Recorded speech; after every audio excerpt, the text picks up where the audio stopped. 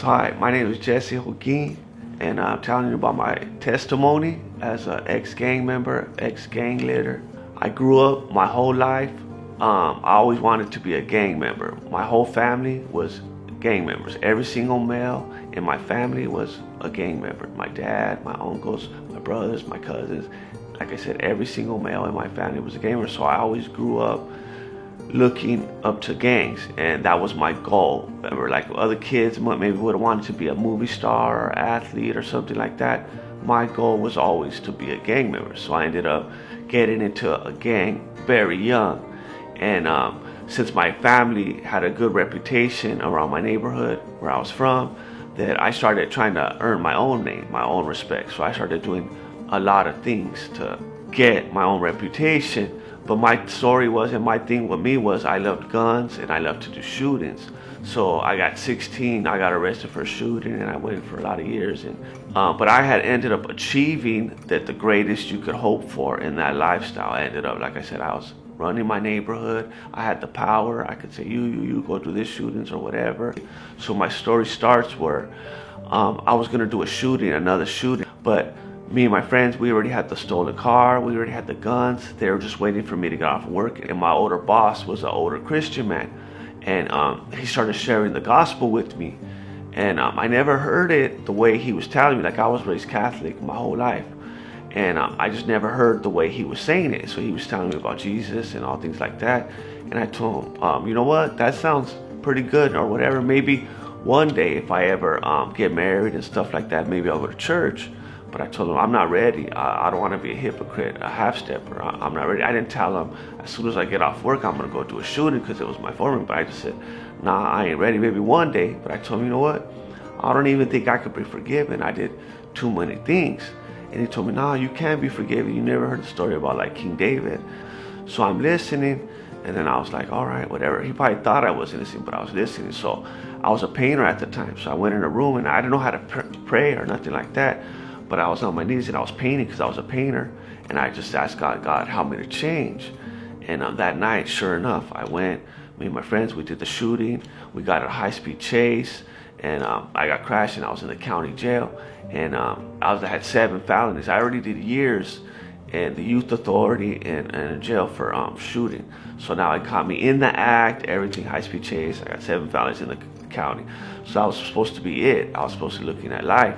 So I just was praying in the county, and I don't remember the words I prayed, but it's true that God knows the heart, and He knew my heart. And I was just praying, and I got saved that day, but I didn't really know what that meant or what. But I got saved because the Lord changed me. And like before, I used to have weird thoughts. Like, all I used to think about in my mind, like during the regular daytime and stuff like that, I would think about, I could catch my enemies like this, I could run up on them and shoot them like this, and things like that. And it used to worry me, like, what's wrong with me? How come all I ever think about is how to do bad and hurt people? But it like changed, and it was a trip because that night when I prayed, I asked God, if you let me get out one more time, I promise I'll never touch a gun again. So that night I had a dream in the county, and like something came in my dream, and I couldn't see the face or nothing, but you could just feel the evil, and it was like on me, like all mad. In my dream, I was scared, but then I just started saying, you know what, Jesus forgave me, and I started saying Jesus, and it left. And when I woke up, I was changed. Like, nobody couldn't say God wasn't real or nothing like that, or nothing to me, because I was totally changed. The old thoughts and just everything about me was totally changed. And I remember when I was in juvenile hall and youth authority and stuff like that, I used to try to read my Bible, and it was boring to me. I didn't understand it. It was like nothing.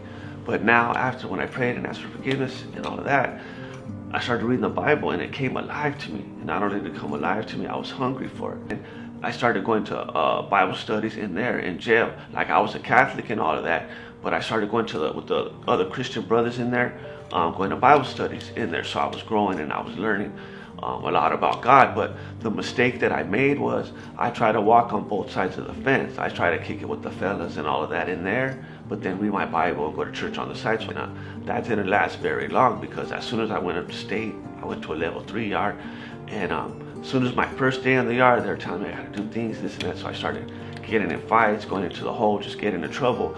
That's how how the enemy does it. And I ended up kind of like falling away. And then the guys used to trip out on me right there on the yard I was at, because they would see me and I'll be beating somebody up on the yard or something like that. And then they would see me and then I'll be at Bible study. They'll be like, so what's up with you, eh? You're over there beating up people, doing all this on the yard, but then you're at Bible study. And I just told them, you know what? I choose to go to church. You guys know what's up with me and all that, but I just choose to go to church. And they never told me nothing, because I didn't want people to think that I picked up the Bible in jail.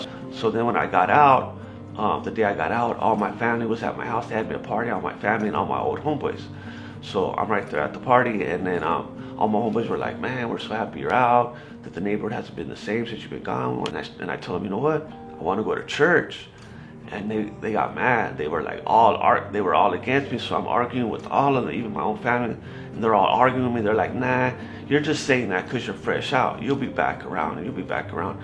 So I'm arguing with all of them, and then even my mother tells me, I'll disown you if you turn Christian, because she hated Christians. What happened with my story was, I ended up getting with some guy, and so my little cousin came over and he gave me a gun. And a few days later, I got shot. And how I got shot was, I went to some guy's house and I was just kicking down his front door. I was just gonna kick down his front door, go all up in his house and get him. But so I was kicking down the guy's front door, and he shot me out the side window. I got shot, and so they took me to the car or whatever, and they were like, "What's wrong with you?" And I told them, "I don't know. I think I'm shot." Because I had no blood and I didn't feel no pain or nothing, but my legs didn't work. And then I told them I think I'm shot, and they said like, so they lifted up my shirt and they told me, yeah, you're shot. So as soon as they told me that, I got scared, because I had no blood or nothing, because the bullet went through my lung and it went into my spine. So all my blood was going into my lung and I was choking on my own blood. So I'm just telling myself, man, hang on for the ambulance to come. So the ambulance comes, and all they do is they put an IV in me, and the cops in the ambulance are all talking, and they're like, he's not gonna make it. His only chance is to call for the chopper. So they tell me, we're gonna call in for the chopper, we're gonna airlift you, and let's not hold on. So I tell myself, man, just hang on for the chopper now. So I'm just waiting right there. The chopper comes, they put me in it, we're airlifting and we're flying. And as I'm in the chopper, I could feel it. I could feel like if I'm righteously dying, you could feel it. You know when you're dying, and I was right there and I was choking on my own blood and I was dying, and I got scared. The only thing on my mind was, man, I'm gonna go to hell right now. That's the only thing on my mind at that time when I was dying was, I'm gonna go to hell, because I knew I was just kicking down the guy's door and all that kind of stuff. And then I started thinking about when I was busted, reading the Bible, and like that started coming back to me. So I just started calling out to Jesus. But I wasn't praying like, Lord, help me to live or whatever, because I thought I was gonna die at any second. I was only praying so I wouldn't go to hell. So I was just praying to Jesus, asking him to forgive me. And it was a trip, because I was all scared, dying, all of that. But once I started praying to Jesus, I felt a wonderful peace came over me, and it's like hard to describe. And I never felt anything like it ever since again. But like from being all scared, dying, choking on all of that, to once I started calling out to Jesus, I was just so at comfort and peace, everything, like not only emotionally, physically, everything. I was just okay.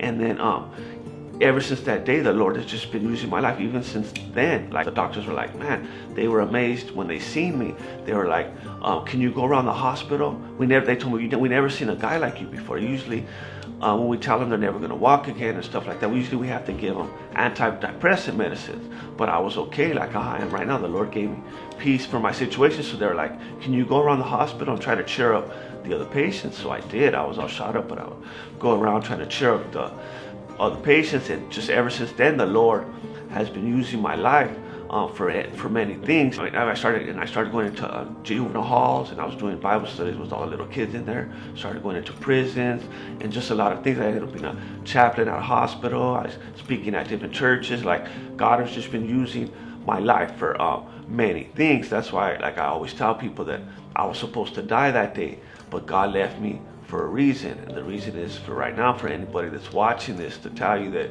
it's all real. Jesus is real, and hell's real, and that the way to heaven is through Jesus. So like, I just want to tell you that your salvation is nothing to gamble with. Your soul is nothing to gamble with. And if you're ever dying, just to reach out pray like I did and call out to Jesus. And it's not about religion, because religion won't save you. It's not about good works. It's only about Jesus. It's through Him we go to heaven. My name is Jesse Holguin, and I just want to thank you all so much for taking the time to watch my testimony. Hopefully it'll bless your life, it'll change your life, or plant a seed, or hopefully you'll share it with other family members that need to hear this message, because everybody, time's running short. Jesus is coming back soon.